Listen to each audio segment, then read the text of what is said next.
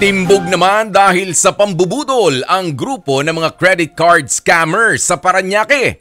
Pati mga umaresto sa kanilang operatiba, sinubukan pang suhulan. Yan ang pampagising na balita ni Gerard de la Peña. You have the right to remain silent. Anything you say can be used against you. Hindi na nakapalagpa ang mga hinuling Chinese sa entrapment operation sa Parañaque noong Sabado. Inireklamo ang mga suspect na sina Sun Ji at Lee Ching Ho ng pambubudol gamit ang mga credit card. Parte umano ng transnational crime group ang mga suspect na gumagamit ng credit card ng mga nabibiktima nila para mag-cash out ng pera.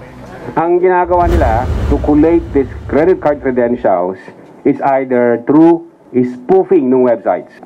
Data breaches. Maalala nyo, maraming na-breach ng mga bangko sa Europe. So yung mga credentials na yun sina-iPhone nila. Kinukuntsaba ng grupo ang ilang Pinoy para makapag-cash out. Ang hindi alam ng mga suspect, mga operatiba na pala ng NBI ang huli nilang nakausap, kaya ikinasa ang entrapment operation. Nagtangka pa ang mga suspect na suhulan ng NBI sa halagang 1.5 million pesos. Sinakyan naman ito ng mga taga-NBI. Muling nagtransaksyon ng mga suspect at NBI sa Quezon City kung saan nahuli ang 5 pang kasamahan ng mga suspect.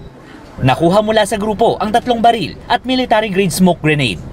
Inaalam na ng mga pulis kung paanong nakuha ng mga suspect ang mga armas. Tinutugis na rin ang iba pang kasabwat ng mga suspect. Nagbabalita mula sa frontline, Gerard de la Peña, News 5.